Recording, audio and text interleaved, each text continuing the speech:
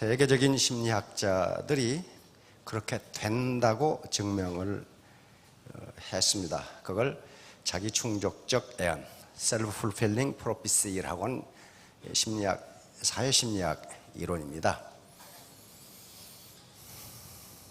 그 학자 같은 예는 이겁니다. 록사나라고 하는 여인이 결혼을 했어요. 근데 그 여인이 나는 결혼 생활에 실패할지도 몰라 이렇게 생각하면 그건 반드시 실패한다는 겁니다. 남편이 문제가 있고 없건 간에 반드시 실패한다는 거예요. 그걸 자기충족적 애언이라고 합니다. 자기가 애언한 대로 이루어진다는 거예요. 일종의 그걸 이제 정신분석학자들은 자기 암시, 오토 서그제스천이라고 하는 겁니다. 내가 나에게 암시를 주는 거예요.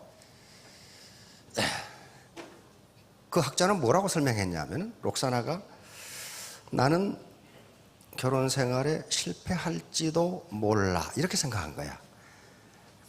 그런데 어느 날 남편이 퇴근을 하는데 아무래도 행동이 수상해. 그러면 그렇지, 남편이 바람을 피우는지도 몰라. 그래서 남편은 지금 회사에서 녹초가 돼서 왔는데, 그러면 아내가 남편을 대하는 태도가 이상해. 그럼 며칠을 지났는데 아내의 태도가 계속 그 모양이야. 그럼 남편이 어떻게 되겠어? 점점 마누라한테 툭툭거려. 그럼 록사나는 뭐라고 생각하냐면, 거봐, 내 예측이 맞았어, 이렇게 되는 거예요. 그게 계속 에스컬레이트 돼가지고 나중에 헤어진다. 이게 그분이 든 예입니다. 그런데 그 하버드 대학 로버트 머튼이라고 하는 교수인데, 나중에 많은 심리학자들과 교육학자들이 그게 사실인가 하고 학생을 대상으로, 그것도 초등학생, 중학생, 고등학생, 일반인을 대상으로 실험을 했는데 모두 맞다요. 모두 맞다. 그래서 그것이 학설로서 정립이 됩니다. 그것이 교육 현장에 나타나는 것을 피그말리온 효과라고 그렇게 부릅니다. 아마 선생님들 다 아실 거예요. 피그말리온 효과. 기대한 대로 이루어진다. 기대한 대로 이루어진다. 그러니까 나는 부자가 돼야 되겠다 이렇게 결심하실 수 있죠. 근데 그걸로 안 돼요. 왜냐하면 내 요 배꼽 밑에서 너 같은 것이 어떻게, 너 같은 것이 어떻게, 또 나 같은 것이 어떻게, 그게 올라와요. 그걸 억눌러야 되는 게 이제 자기 암시입니다. 2차 대전 이후에 비서구 국가로 선진국으로 인정하는 나라는 딱 한 나라입니다. 어딜까요? 일본입니다. 일본만 선진국으로 인정합니다. 왜 그럴까요? 국민의 질서의식이라든가 남을 배려하는 것, 다시 말하면 국민의식 수준이 일본은 정말 선진적입니다. 우리 법원에서 나온 자료를 보니까 우리나라 사람들이 일본 사람들보다 거짓말을 몇 배나 더 잘하는가 보니까 1200배가 나와 있더라고요. 근데 그것은 법원에서 조사한 거고, 사실은 우리나라 국민들이 일본 분들보다 좀 생기하지 거짓말을 6000배 잘하는 걸로 그렇게 나와 있습니다. 그게요, 즉 그러니까 정직성이라는 것이 우리는 굉장히 큰 자본이 됩니다. 미국 공항에 내렸을 때와 인천 공항에 내렸을 때 딱 차이가 나는 게 뭐냐? 불법 주차. 미국은 전혀 없어요. 일본은 한 대도 없어요. 단 한 대도 없어요. 이스라엘은 불법 주차하면 어떻게 합니까? 10분 이상 불법 주차하면 폭파시켜버리죠. 폭파시켜버려요. 왜냐하면 그것 때문에, 그 테러 때문에. 그게 10분 이상 불법 주차했다는 것은 테러 차량일 가능성이 많아. 그렇기 때문에 그건 폭파시켜버려요. 후진 상태에서 중진국으로 올라오는 건 쉬워요. 왜냐하면 그건 앞에 가는 모델이 있기 때문에 그걸 따라서 하면 돼요. 그리고 부지런하고 기계식 교육을 하면 중진국까지 올라옵니다. 그런데 중진국에서 선진국으로 올라가는 건 굉장히 어려워요. 2차 대전 이후에 딱 한 나라, 일본만 선진국이다. 이렇게 딱 인정을 합니다. 하늘의 도는 자연법칙이거든요. 이것은 그것이 신의 법칙일 수도 있고, 경제법칙도 자연법칙이고 신의 법칙이면 창조의 법칙이에요. 그러면 경제법칙을 지키면 부자가 되는 거예요. 지키지 않으면 그건 창조의 법칙을 어긋나고, 법칙에 어긋나고, 자연 법칙에 어긋나기 때문에 처음엔 잘 되는 것 같지만은 나중에 반드시 패가 망신해. 그래서 에티켓을 지키라는 거예요. 에티켓 지킨다는 것은 나를 위한 것이 아니고 누구를 위한 거예요? 다른 사람에 대한 배려예요. 그렇죠? 다른 사람에 대한 배려. 다른 사람에 내가 피해를 안 주겠다고 하는 생각이란 말이에요. 예, 자본, 생산성, 소득. 이 문제는 자본이에요. 모든 건 자본에 출발합니다. 아까 정직성, 그 다음에 근면성, 인내심도 자본이라고 그랬어요.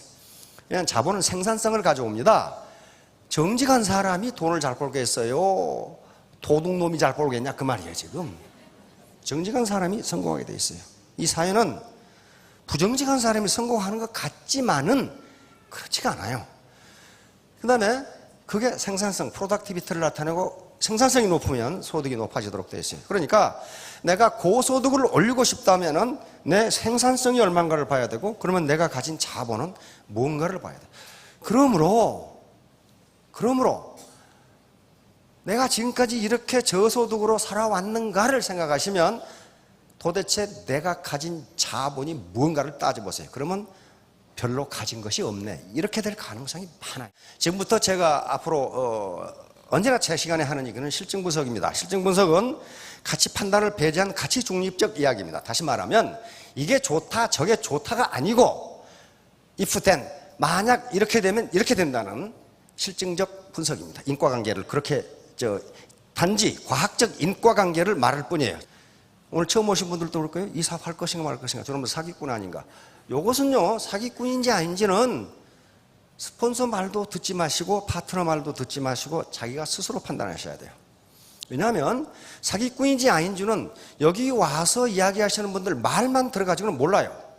왜냐하면 여기 단상에 올라와서 말하시는 분들 전부 좋다고 그래. 애텀이 좋다고. 근데 과연 내 필링이 그런가를 자기가 판단하셔야 돼.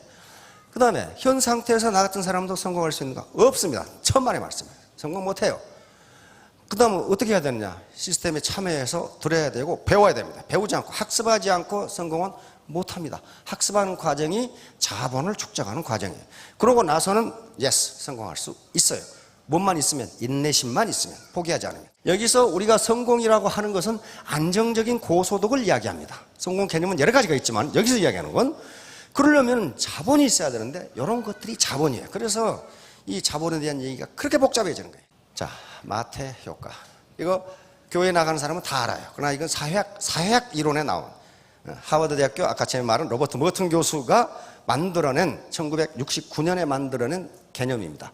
무릇 있는 자는 받아 풍족하게 되고 없는 자는 그 있는 것까지 빼앗기리라. 이건 하늘의 도가 아니에요. 인간의 도입니다. 있는 자는, 이것을 자본이 있는 자는 그렇게 생각하세요. 자본이 있는 자는 받아서 더 풍족하게 되고, 이걸 뭐예요? 부익부라고 그래. 부자는 더욱 부자가 되고, 없는 자는 있는 것도 빼앗기리라. 이게 빈익빈이에요. 부익부 빈익빈을 로버트 머튼 교수는 이렇게 표현한 겁니다. 자본이 있는 자는 점점 부자가 되고 자본이 없는 자는 있는 것도 빼앗기리라. 좋은 나무가 나쁜 열매를 맺을 수 없고 못된 나무가 아름다운 열매를 맺을 수 없다. 이것도 자본으로 바꾸세요. 자본이 많은 자가 소득이 적을 수가 없고 자본이 적은 자가 소득이 많을 수가 없어요. 그건 자본주의 사회가 아니에요. 자본주의는 자본이 중심이 되는 사회입니다. 우리 사회가 무슨 사회? 자본주의 사회잖아요. 왜 이 사는 시스템, 우리 이 경제 체제, 정치 체제를 자본주의라고 그러겠어요? 자본이 핵심이니까 그래. 자본이 아무 생각 없이 지금까지 사셨죠. 자본이 핵심이에요. 자본. 2500년 전 도자의 노자의 도덕경에 있는 말입니다. 천지의 도는 손 유여히 보죠. 돌섭조입니다. 넉넉한 곳에서 남는 곳에서 덜어서 부족한 것에 보충해 주는데 이게 자연법칙이라 그 말이에요. 천지의 도는 남는 곳에서 덜어서 부족한 곳에 보충해 주는데 인지도적 불연, 인간의 도는 그렇지 않은 것 같다. 불연 그렇지 않다. 그 말이에요. 뭐예요? 손 부족이 풍유요. 없는 데서 덜어서 많은 놈한테 갖다 바친다. 그런 말이에요. 지금 노자가 살았던 2500년 전에도 그랬다. 그 말이에요. 그러니까 호구지택도 안 되는 백성들한테 뜯어서 권문세가가 다 가져갔다. 지금 우리 사회가 그렇다는 건 아니에요. 옛날에 그랬다 그 말이에요 지금. 그러나 지금도 이건 불법이 아닙니다. 현재 자본주의 사회에서 이렇게 하는 건 불법이 아니에요. 요놈은 자본이 많은 놈이고 적은 놈이야. 누가 이겨 이거. 자본이 적은 자가 자본이 많은 사람에게 대항했다고는 이 꼴이 돼요. 이거 미국 그림입니다. 사각모자 쓰고 있는 거 보니까 대학 졸업했어. 요 사람은 부모를 캐딜락에 태우고 달리는데 요놈은 리아카에다 목줄을 걸고 지가 달리려고 그래. 경주에 누가 이겨요? 이건 대답하면 바보죠 이건. 이게 자본이 어떻게 되느냐 하는 문제예요. 이건 이 자본을 가지고 있고 캐딜락이라는 자본을 가지고 있고 요 대학 졸업생은 리아카밖에 없어. 자본이 없는 건 아니야. 리아카가 있어. 그래도 얻고 달리는 것보단 나아. 그렇죠? 그러나 대결이 되지 않습니다. 이만큼 가고 나면 재산의 차이가 엄청난 차이가 나버려. 알렉산더 대왕과 고르디우스 매듭자. 그러면 이제 매듭을 끊어야 되겠죠. 알렉산더 대왕, 지금부터 2300년 전에 마케도니아 대왕입니다. 이분이 동방으로 진격할 때 지금 터키 땅 프리기스라고 하는 왕국에 도착하는데 이 프리기스 왕국에는 신전에 고르디우스라고 하는 마차가 있었어요. 그 지금 현재 왕인 미다스, 영어로는 마이다스 왕의 부친인데 그분들이 마차를 타고 와서 왕이 됐어요. 그래서 그것을 신전에 바칩니다. 그리스 같으면 제우스 신전에 바쳐요. 그러니까 신관들이 그 마차를 신전 기둥에 엄청나게 복잡한 매듭으로 묶어놨어요. 이렇게 묶어놨어. 그래서 거기에 신탁을 걸었습니다. 이 매듭을 푸는 자가 아시아의 왕이 되리라. 고대 신탁이에요. 이 매듭을 푸는 자가 아시아의 왕이 되리라. 그런데 많은 영호걸들이 이 고르디우스 매듭을 못 풀어. 좀 포기하고 갔어. 그런데 알렉산더 대왕이 동방으로 진격을 하다가 프리기스 왕국은 지금 터키 앙카라 근처, 터키 수도 앙카라 근처에 있었는데 그 말을 듣고 내가 풀겠다고 갔어. 풀어보니까 안 풀어져. 그러니까 칼을 빼가지고 이걸 잘라버렸어. 그런데 그 신탁에도 매듭을 풀라는 말이 없어. 매듭을 제거하라고 돼 있어. 알렉산더는 그걸 잘라버린 거예요. 그래서 동방의 왕이 됐어요. 그 밀어가게 풀고 있지 마세요. 지금 내 삶을 돌아보니까 어때요? 얽히고 설키고 이게 복잡하죠. 이걸 어떻게 푸냐고. 잘 드는 칼로 그냥 잘라버리세요. 그냥 잘라버리고 그럼 뭐 해야 돼? 이 시간 이후 자본 축적을 하시면 됩니다. 자본 축적이 칼이에요. 자본 축적이 칼이라고요. 시간 낭비. 그러려면 시간 낭비를 말아야 돼. 신이 인간에게 준 가장 공평한 것이 시간이라고 그럽니다. 하루에 24시간 다 줬어. 그럼 너는 뭐 했느냐? 너는 뭐 했느냐? 바로 빠삐용이라는 영화에 이 장면이 나오죠. 빠삐용은 포주를 죽였다는 죄로 프랑스, 한 번 들어가면 나오지 못하는 프랑스 센트 조지 섬의 감옥에 독방에 갇힙니다. 그래서 탈출하기 위해서 독방에서 지네와 빈대를 바퀴를 잡아먹고 있는 단백질이 필요하죠. 국물밖에 안 주니까. 우리 같은 된장국밖에 안 주니까. 그러니까 혹시 산에 고립되면은 지네와 바퀴를 잡아먹어도 살아요. 그거 삽니다. 그러고 자다가 꿈을 꾸는데 12 재판관 앞에 섰어. 그래서 항변을 해서 나는 포주를 죽이지 않았다. 재판관이 뭐라고 그럽니까? 너는 포주를 죽이지 않았을 수도 있다. 그러나 그것보다 더 나쁜 죄를 지었다. 그 죄는 사형에 해당한다. 무슨 죄입니까? 젊음을 낭비한 죄, 시간을 낭비한 죄, 인생을 낭비한 죄. 야, 이놈아, 젊었을 때 할 일이 없어서 사창가나 돌아다닌 놈이 뭐 할 말 있다고 떠들으냐, 그런 말. 그러니까 빠삐용이 뒤를 돌아가면서 I'm guilty 하고 가죠. 나는 유죄. 사형에 해당하는 유죄. 시간을 낭비하는 건 사형에 해당하는 유죄예요. 그럼 그 죄값은 누가? 스스로 받아야 돼. 그건 뭐예요? 무지와 빈곤, 부자유. 요 말은 요 사람을 태우고 달리는데 이 자식은 지가 왜 달리는지도 몰라. 이게 부자유예요. 가라는 대로 가. 이게 시간 낭비 죄입니다. 바로 애터미 사업으로 소득을 얻는 건 생산의 대가입니다. 아무것도 안 넣는데 소득이 나올 수가 없어요. 자본주의 경제학에서 생산은 세 가지로 구분됩니다. 하나는 자연으로부터 재화를 채취하는 행위, 이걸 생산으로 봅니다. 예를 들면 바다에서 물고기를 잡는다. 물고기 자기가 만든 거 아니에요. 있는 거 잡는 거예요. 산에서 나무를 채취한다. 들에서 곡식을 채취한다. 이걸 또 생산이라고 봅니다. 생산. 두 번째, 현재의 재화를 그걸 가공하거나 변형하거나 다른 형태로 만들어내는 것도 생산이라고 봅니다. 예를 들어 나무를 가공해서 의자를 만들었다. 이걸 생산이라고 봐요. 그 다음에 서비스를 창출하는 행위, 이렇게 크게 세 가지로 나눕니다. 그런데 왜 생산을 그렇게 정의하느냐? 인간의 효용을 증대시키는 모든 행위를 생산이다, 이렇게 자본주의 경제학에서는 정의합니다. 그런데 사회주의 경제학에서는 그렇게 정의를 하지 않아.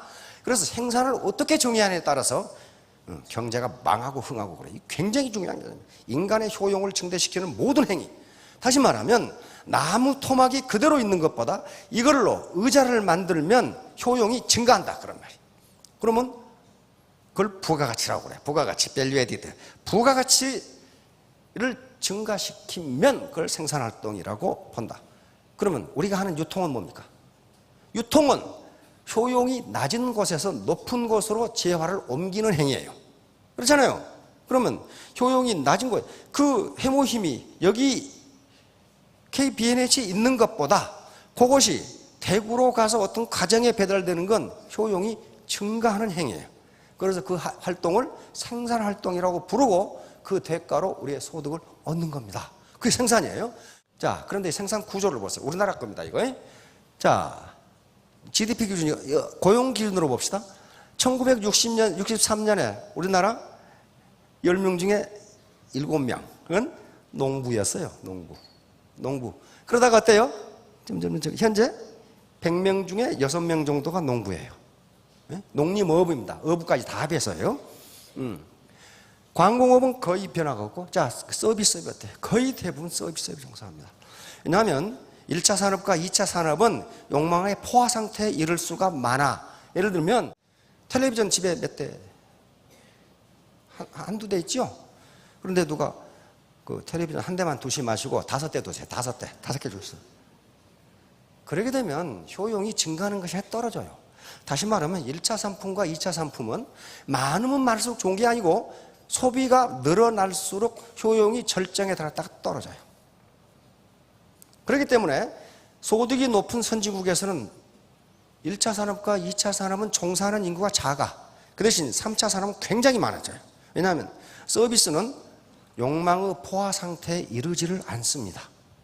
서면 앉고 싶고, 앉으면 눕고 싶고, 누우면 자고 싶고, 그게 서비스예요. 한이 없어, 한이. 그러니까 소득이 높으면 높을수록 서비스업이 증가를 해요. 그럼 농어촌이 왜 못 사는가 한번 봅시다. 자, 농림업에 종사하는 인구가 5.7%인데 거기서 나오는 생산성은 2.3%예요. 그 말 무슨 말이에요? 농림업의 소득이 도시 평균의 절반밖에 안 된다, 그러면. 왜? 생산성이 낮으니까. 그렇잖아요. 이 통계를 보면 금방 나와요.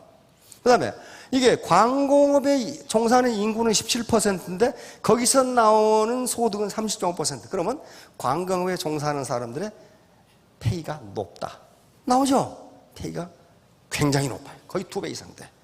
서비스업은 77.3%인데 소득은 67.2%밖에 차지 안 해. 그 말은 영세 서비스업이 많다, 그 말이에요. 식당, 미장원 뭐 이런 게 많잖아요. 바로 생산에 투입되는 요 대가로 지금 소득을 받는 겁니다. 이건 자본주의 경제학에서는 반드시 이 세 가지가 있어야 생산이 이루어져요. 토지, 그리고 자본, 그리고 노동입니다. 토지는 자연으로부터 물려받는 혜택을 모두 토지라고 그래요. 애터미 사업도 마찬가지입니다. 여기 지금 앉아 계시죠? 이게 뭐예요? 이게 토지예요. 자본이에요.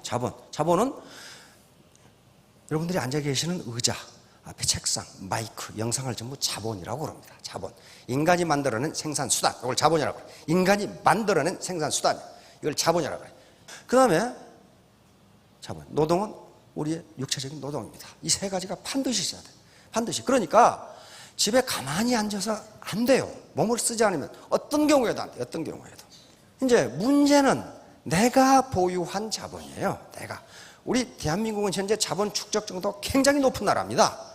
굉장히 높은 나라인데 그건 국가 평균이고, 그럼 나는 도대체 무슨 자본을 가지고 있느냐 하는 문제가 이제 개인의 소득과 관계됩니다. 이 생산 수단이 다른 말로 하면은 자본입니다. 자본. 과거의 생산 수단은 토지였어요. 토지를 많이 가진 자가 모든 걸 지배했어요. 그 뒤에 산업화가 이루어지면서 큰 공장을 가진 사람이 세상을 지배했습니다. 지금은 이제 인적 자본을 가진 자가 세상을 지배하게 됐어요. 이 자본을 누가 소유하느냐, 생산 수단을 누가 소유하느냐, 이게 핵심이에요. 자, 그러니까 이 생산 수단을 누가 갖느냐 하는 거예요. 누가 갖느냐. 거기에 따라서 사회의 지배와 피지배 구조가 형성됩니다. 자본을 소유하면 노동을 소유할 수가 있어요. 그리고 그걸 지배할 수가 있어요. 이게 자본주의 사회의 작동 원리입니다. 우리 헌법에는 뭐라고 정했느냐? 헌법, 우리나라 헌법이라는 게 있어요. 우리나라 가장 기본법이고 가장 고위 법률이다. 자, 대한민국은 무슨 공화국이에요? 민주공화국이다. 이야, 이건 그냥 이 시간에 외우세요. 헌법 제1조. 대한민국은 민주공화국이다. 독재공화국이 아니다. 이건 아주 가장 높은 우리 가치를 반영한 거예요. 두 번째, 요건 이제 헌법 제 119조. 대한민국의 경제 질서는 개인과 기업의 경제상의 자유와 창의성을 존중함을 기본으로 한다.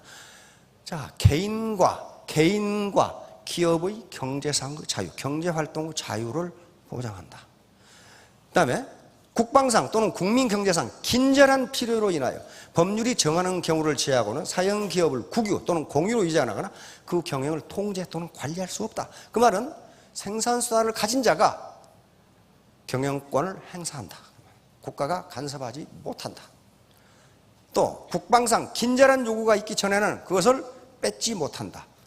그게 비상대비 자원관리법이라는 법이 있어요. 거기에 전쟁이 터지면은 그걸 수용하는데, 수용해도 그 대가를 반드시 지불해야 되고, 전쟁 상황이 끝나면 반납하도록 돼 있어요. 실제로 그렇게 합니다.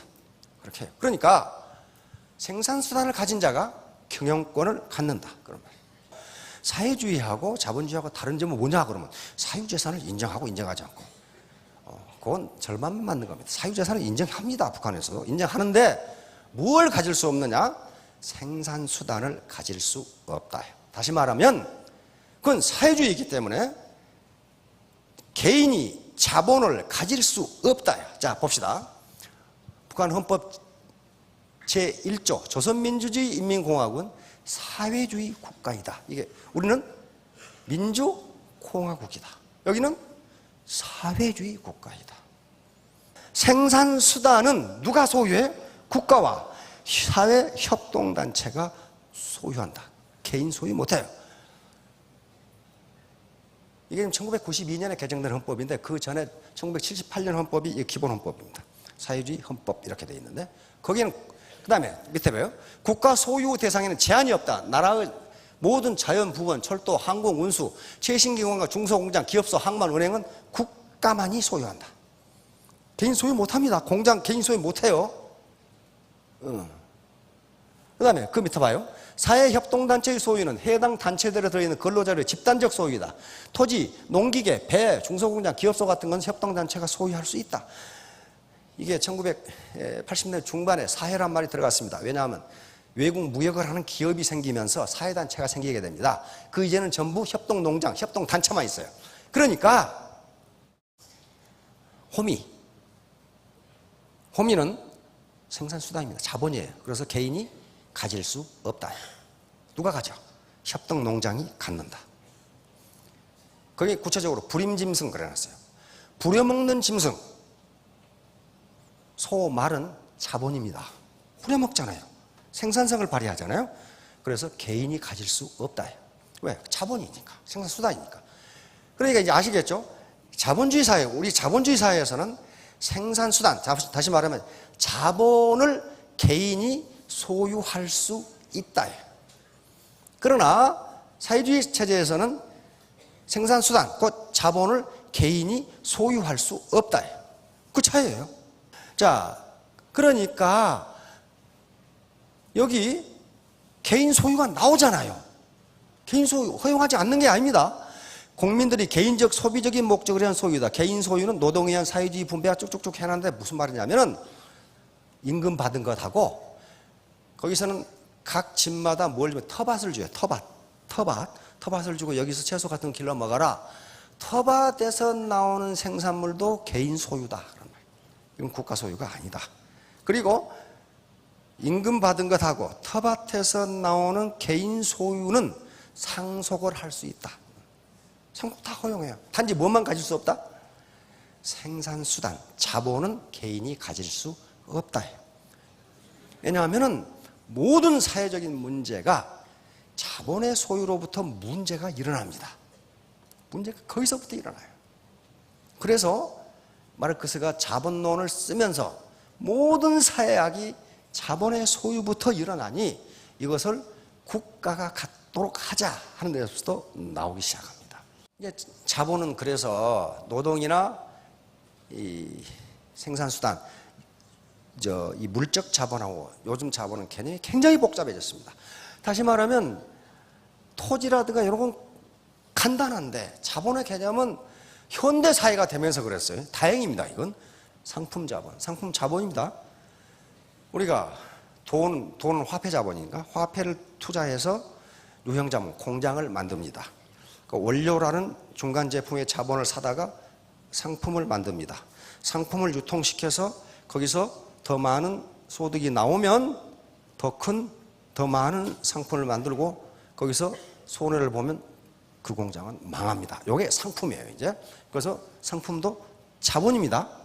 자본은 직접 생산 자본과 사회 간접 자본으로 나눕니다. 직접 생산 자본은 공장이나 반제품이나 기계처럼 직접 생산 활동에 참여하는 자본을 직접 생산 자본이라고 하고, 그러나 직접 생산 자본은 아닌데 그게 없으면 생산이 안 되는 게 있어요. 예를 들면 도로, 전기, 통신, 상하수도 이런 것들을 사회 간접 자본, 소셜 오버헤드 캐피탈이라고 합니다. 그런데 일반적으로 선진국일수록 사회 간접 자본이 잘 돼 있어요. 이것을 그래서 인프라스트럭처라고 합니다. 우리는 간단하게 인프라라고 부르는 게 바로 사회 간접 자본이에요. 물적 자본과 인적 자본. 물적 자본은 우리가 눈에 보이는 자본, 뭐 이 건물, 마이크 이런 것들이 물적 자본입니다. 인적 자본은 내 몸에 축적된 자본이에요. 그러니까 내 몸에 축적된 것 자체가 뭐라는 거예요? 자본인데 시간이 갈수록 이게 중요해져요. 인적 자본이 점점 중요해져요. 국가를 경영하는 것도요, 아무나 하는 게 아닙니다. 최고의 전략가들, 최고 두뇌들이 국가를 경영해야 국민이 살기가 편해요. 그 사람들이 축적된 인적 자본의 정도에 따라서 국가의 흥망이 결정됩니다. 그러니까 오늘날 자본 개념은 생산성 증대를 가져오는 모든 요소가 자본이에요. 그게 눈에 보이든 안 보이든 모든 요소가 자본입니다. 그래서 문화자본이 가장 세다고 돼 있어요. 문화자본. 다시 말하면 지금까지 통계적으로 많은 현자들이 보면 30분 전에 회사에 출근하는 사람은 반드시 승진된답니다. 그게 아무것도 아닌 것 같은데요. 근면이라고 하는 자본을 가지고 있는 거예요. 근면. 근면이라고 하는 자본. 그러니까 현자들이 하는 말이 약속 시간을 지키지 않는 자원은 무슨 일도 하지 마라. 그 사람은 그런 약속 하나 못 지키면 더 큰 약속은 더 안 지킨다 그러면서. 그 현자들이 그렇게 말한다는 것은 그게 그렇게 중요하다는 거예요. 그러니까 그게 문화자본이 하나예요. 그런 것들이 전부 자본이에요. 심리자본, 매력자본 이런 것들이 전부 자본이에요. 자본. 왜? 생산성을 가져와요. 생산성을 늘려준다고요. 생산성을. 그래 이게 자본이에요. 그러니까 이런 자본을 많이 가진 사람이 성공한다. 그건 형태가 없어요. 아까 정직성, 근면성, 그리고 인내심. 이게 자본입니다. 인내심이 부족한 사람은요, 그 어느 것도 못해. 공부도 못해, 인내심이 부족한 사람은. 자, 자본을 많이 가진 자와 적게 가진 자의 대결. 요놈의 자식이 악어가 지가 세다고 생각했어. 난 이 정도 가지고 있어. 요놈한테 덤볐어. 응? 신세가 어떻게 됐어요 지금? 신세가 참 초량하게 됐죠. 코끼리 씨는 풀을 자시면서 이거 냅다 흔들어 버려. 자본을 많이 가진 자와 적게 가진 자의 대결입니다. 대결 못합니다 여러분. 자본은 무서워요. 굉장히 무섭습니다. 문제는 뭐냐 하면은 하이 요놈이 지금 하룻강같이 법 무서운 줄 몰랐죠. 덤비겠다고 딱 나섰는데 이건 한 입거리도 안 돼. 한 입. 그렇죠? 한 입거리도 안 돼. 3년 후에 전부 자기에게 뭘 선물하라고 그랬어요? 예, 스타마스터를 선물하시기 바랍니다. 지금 당장 결심을 하세요. 나는 나에게 3년 후에 스타마스터를 선물하겠다. 안 그러면 나에게 미안하니까. 안 그러면 시간 낭비죄 걸리니까. 예, 3년 후, 5년 후에 모두 스타마스터, 로얄마스터가 되시기 바랍니다. 감사합니다. 예.